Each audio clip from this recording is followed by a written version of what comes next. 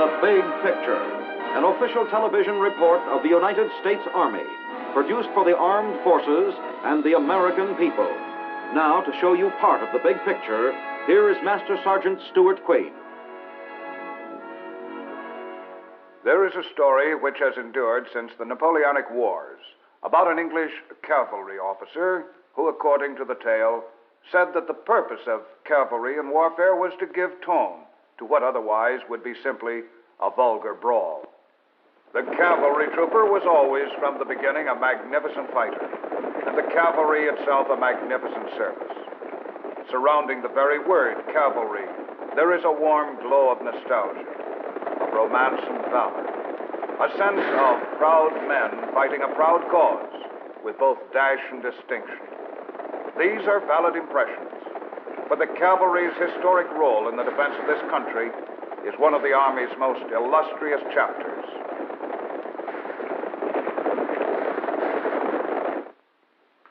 It is now many years since the horse cavalry was abolished. A global war and a localized police action have been fought without it. But the cavalry itself, its concept and its mission, is still a vital part of today's Army. A fact dramatically symbolized in a recent ceremony involving the 1st Cavalry Division. The 1st Cav, the heart and soul of the mounted service, whose history parallels the lusty history of this country's growth, leaves Japan for Korea to become one of the first U.S. Army divisions to be reorganized into a pentomic unit, a division organized to meet the demands of warfare on an atomic battlefield. Today, the Big Picture camera sweeps back through history to bring you the story of the cavalry in its long ride to glory.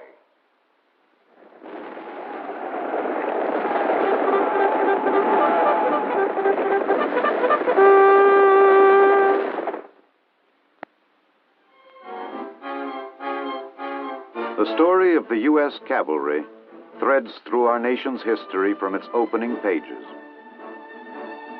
This is a salute to those valiant mounted warriors.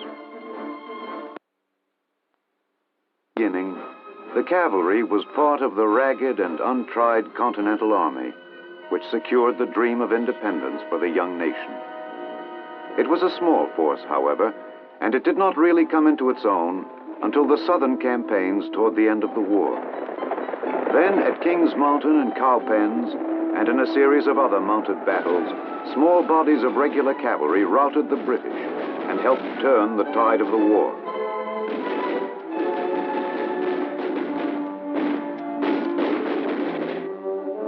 From the Revolution emerged one of the first of a long line of distinguished cavalrymen, Light Horse Harry Lee of Virginia, whose son, Robert E. Lee, would later make his own mark in another chapter of American history.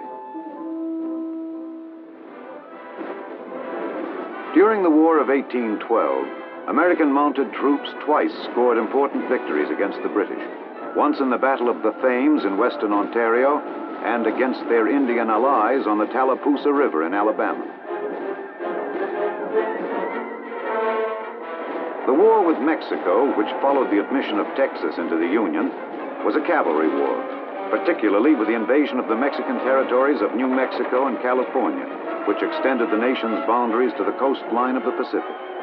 The mounted warriors in this conflict fought with a magnificence which prompted their commander to tell them, "You have been baptized in fire and blood and have come out steel." The growing nation now stretched across the western prairies. Settlement of the land was violently resisted by the hostile Indians, who made war on the pioneers carrying civilization to the buffalo lands. It now became the task of the hard-riding and hard-fighting cavalry to make the westward creeping frontiers secure.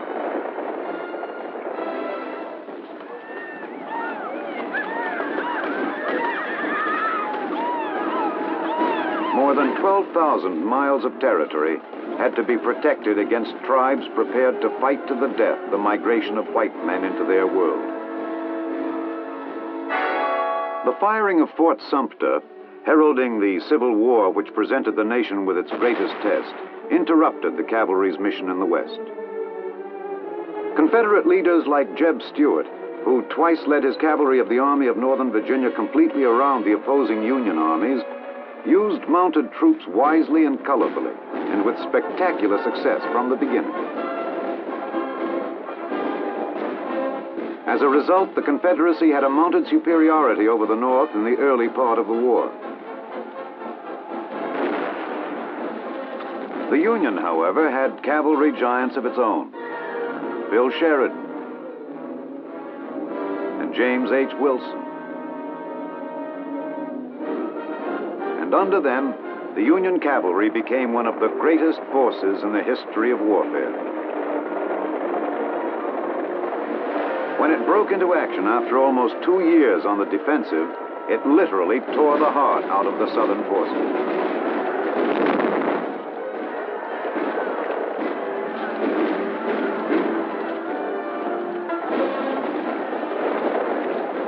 The cavalry of both armies, Union and Confederacy, fought with daring and distinction, and with imagination. Together, they developed a new concept of cavalry warfare, which took fullest advantage of the cavalry's potential for speed and mobility, completely revolutionizing strategy and tactics which had always before characterized mounted action.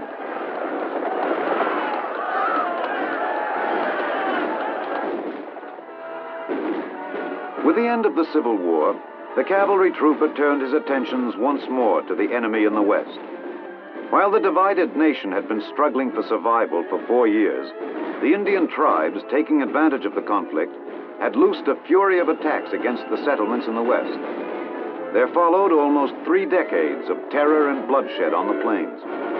Many heroic names from cavalry lore emerged from this period, but none more enduring than that of Major General George Armstrong Custer. His defeat at the hands of a horde of screaming Sioux and Cheyenne braves near the Little Bighorn River has symbolized to generations of Americans the cruel character of the Indian wars in the West.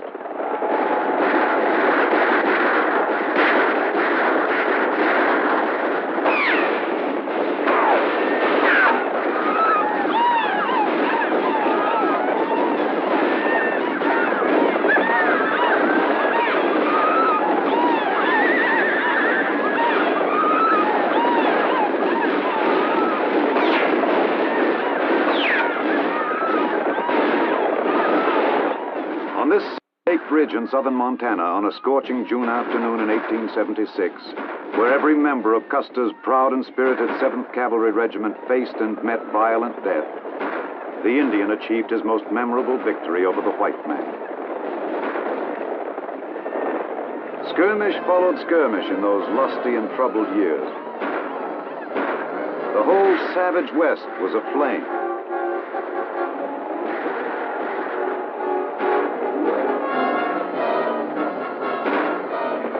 Came hard and slowly, and only with the constant pressure of force applied by the mounted guardians of the nation's territories.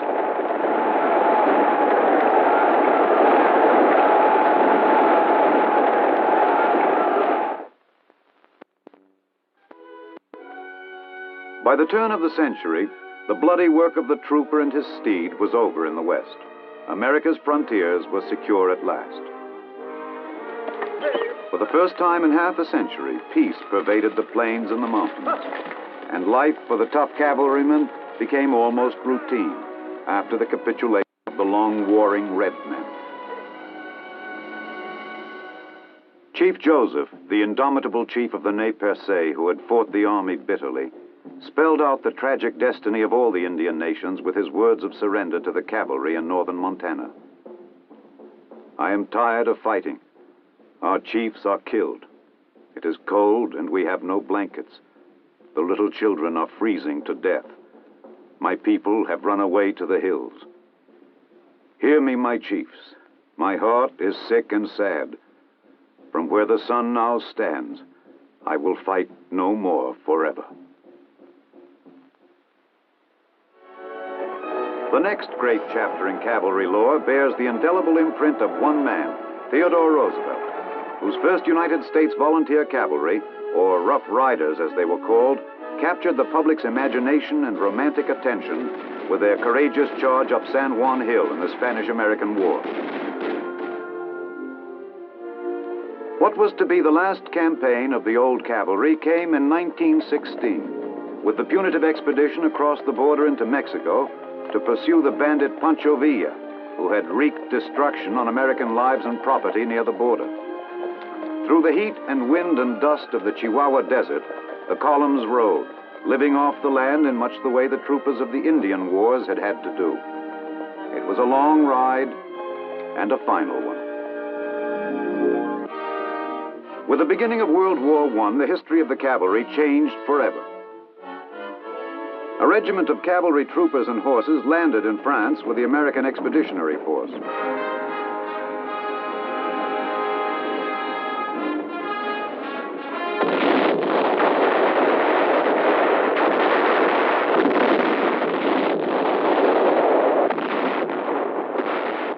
But the Western was stabilized into a trench warfare of massed fire and little change of position, and there was no use for the mobility of cavalry.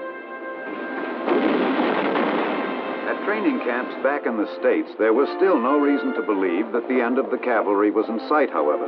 Even though the greatest war in human history had left it behind, this was because of factors beyond the control of strategists. The cavalry was still very much an active force, and mounted troops trained constantly to keep in readiness for the day when the combat situation might change.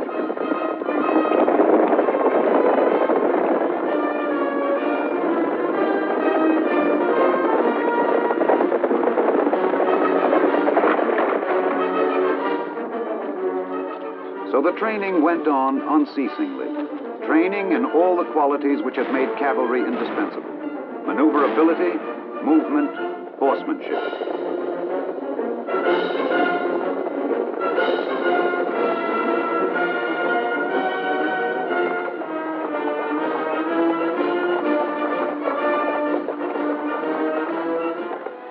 Only once in Europe during World War I, however, was American cavalry employed tactically.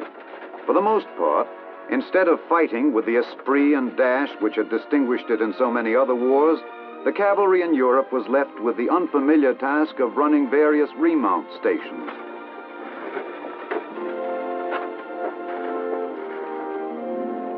Mules and horses used for transport were cared for at these depots.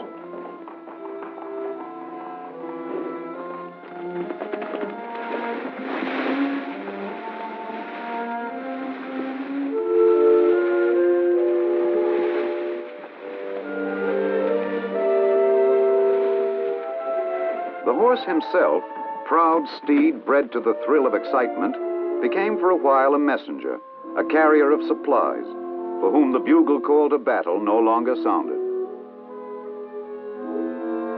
He was treated well and with consideration, however, as befits an honored warrior who had been withdrawn for a while from the battle. Still, there was no valid reason to believe the story of the cavalry was ending. Despite the small part it had played, all the great generals of the war paid tribute to its continuing function. General John Pershing declared, "There is not in the world today an officer of distinction who does not believe with emphasis that cavalry is as important today as it ever has been."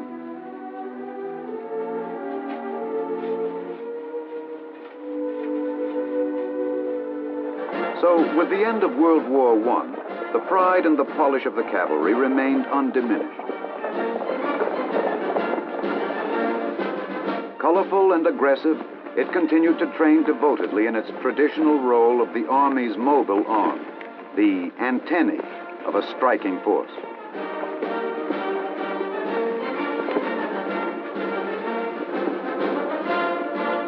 It was well prepared to carry out its mission of reconnaissance and counter-reconnaissance, screening and flanking in every kind of terrain and situation.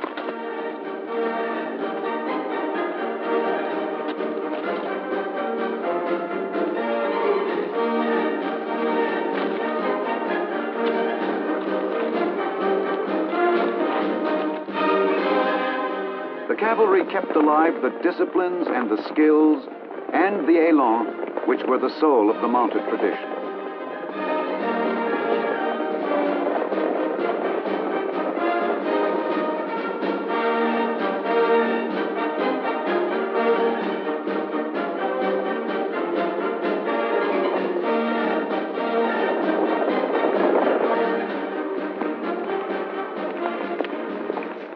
The cavalry trained hard during the 20s and 30s, while war clouds were forming over Europe and the Orient. But it was training for a war it would never fight. These were the twilight years for the cavalry. For by the time World War II broke out, the age of mechanization had overtaken the horse. German panzer divisions overran northern Europe, crushing all resistance under a rolling mass of steel and fire.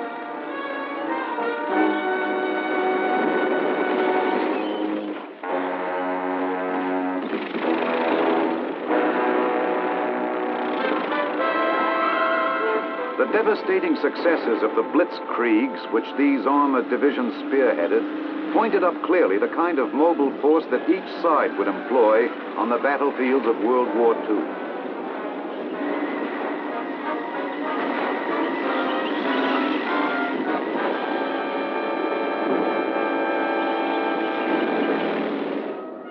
The United States Army adopted the armored force as its new mobile arm. Under the direction of such old-time cavalrymen as General George S. Patton in Europe, it launched its spectacular drives into the heart of the enemy's country. On the other side of the world, cavalry troopers received their baptism in a new kind of warfare.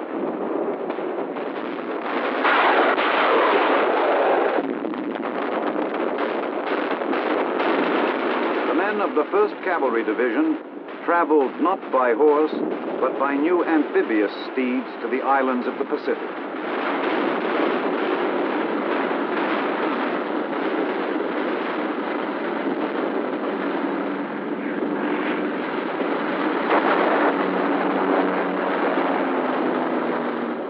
The division, whose history reaches back to the winning of the plains, was the only cavalry division to remain intact during the war, but it fought dismounted as infantry.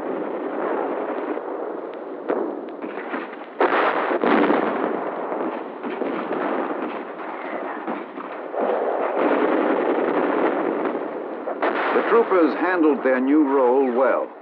They fought with a courage that did justice to the reputation established by their mounted comrades of an earlier age.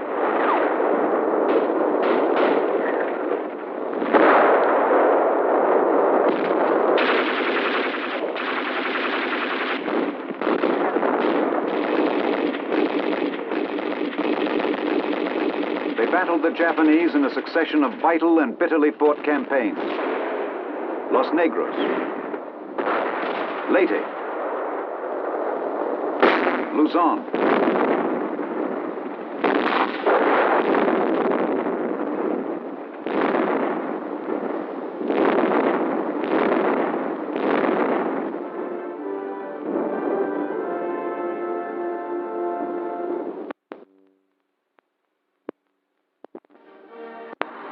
they fought and they won.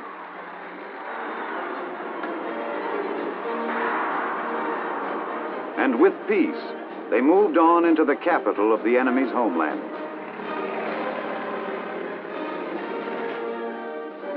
After traveling the long route through the beaches of Leyte and the jungles of Luzon, the division was the first to enter Tokyo. It was a proud climax to a valorous performance as tough as any in cavalry history. The fighting spirit of the cavalrymen had endured and emerged once more victorious.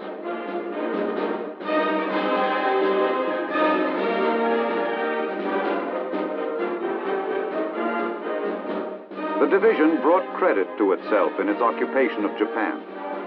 But its fighting days were not yet over.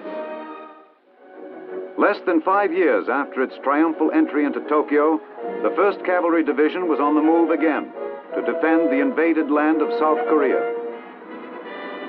Less than a month after the North Korean communists began their aggressive war in June of 1950, the division landed at Pohang-dong on the east coast of Korea.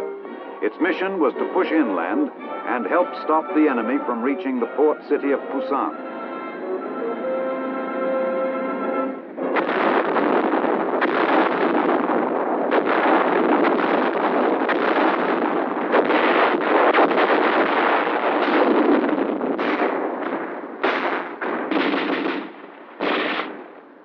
Dismounted once more, they fought with the same distinction they had shown in World War II.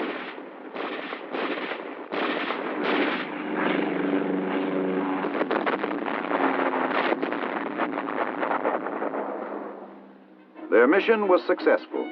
The defense perimeter around Busan held, and while the world watched and hoped, the beleaguered nation of South Korea continued to live. In September of 1950, the division broke out of the perimeter, along with the rest of the UN forces. And now it had a new mission, to drive north more than 100 miles through enemy territory to link up with the 7th Division, which had landed on the west coast. It fulfilled this mission in little more than 20 hours, in a drive called the most rapid advance ever made in the history of modern arms.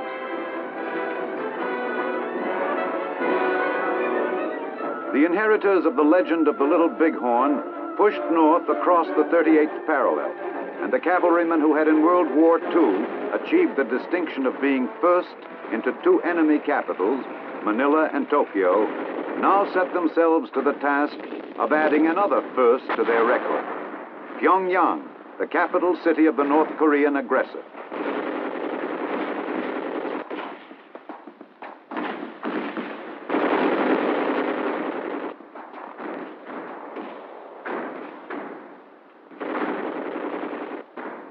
They succeeded. This victory, too, was theirs. And with the collapse of the North Korean enemy, symbolized by this capture of his strongly held capital, the hope for peace grew bright again.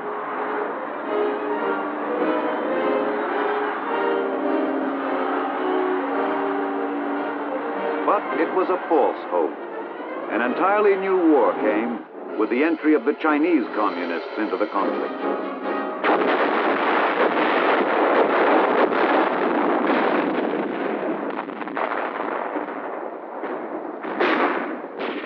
Korea added many names to the division's roster of memorable battles. Its last big action was a series of sustained assaults on famed Old Baldy and the vital hills around it, which in enemy hands threatened the United Nations supply line.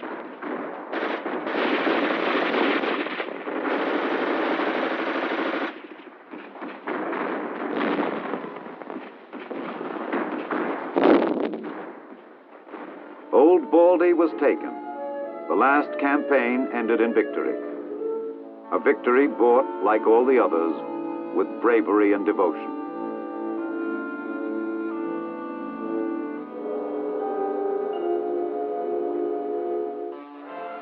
When the fighting was over for the weary men of the division, they returned to Japan. The last in a long and gallant line of cavalrymen who had fought their nation's wars with distinction. The inheritors of a tradition which reached back to the earliest pages of the American past, the cavalry. But through 2 wars, cavalrymen had fought dismounted, and now the word cavalry existed only as a name and a noble memory, or so it seemed. So it would seem indeed. No more can be heard again the creak of saddle harness in battle. The horse has retired forever from the field of combat. The few horses that remain in the Army are stationed at the old cavalry post of Fort Myer, Virginia. The old ones bask in the sun after years of service. Younger horses are still drafted for service, not the exciting service that their forebears knew, but duty of signal honor nonetheless. They belong, along with the men who ride them and care for them, to the Honor Guard unit of the 3rd Infantry Regiment. Theirs is the job of transporting America's heroic military dead to their final resting place. They are proud symbols of an army that has gone.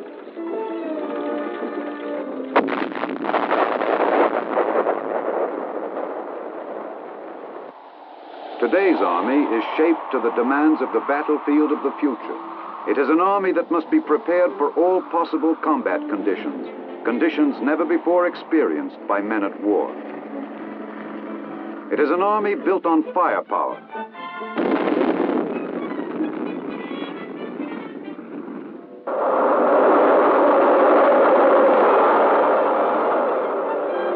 It's arsenal of weapons with which it can hit an enemy is spectacular.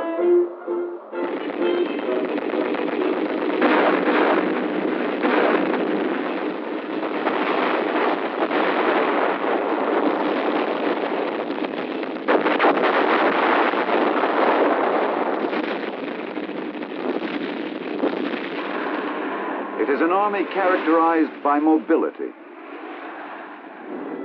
Troops who can disperse over great distances in all kinds of situations.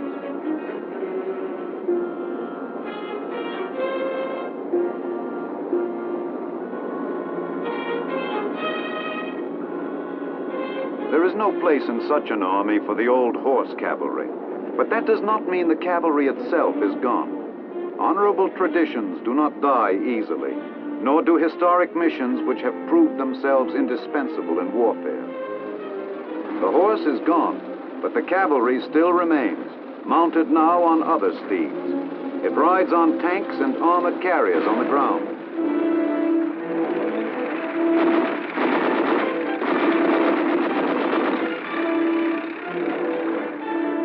It rides in helicopters and other light aircraft in the sky.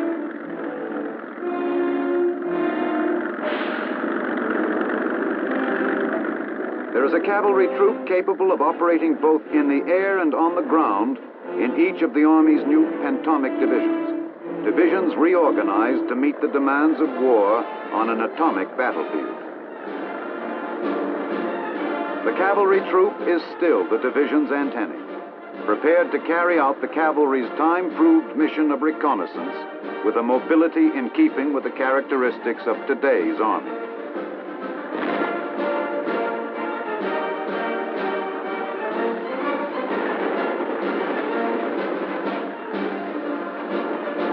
Techniques change, but traditions endure. And the traditions of the men who won the West, who died with Custer, who rode with Stuart and with Sheridan, who found glory at the charge and wrote history with their spirit, are too deeply embedded in the fiber of America ever to be lost or forgotten. Traditions endure. The hoofbeats of the cavalry thunder still in the memory of living men. And they echo and will echo forever in the mind of the nation. From the horse to the air, a long ride and a colorful one. That is the story of the cavalry in your army. Now this is Sergeant Stuart Queen, your host for The Big Picture. The Big Picture is an official television report for the armed forces and the American people. Produced by the Army Pictorial Center.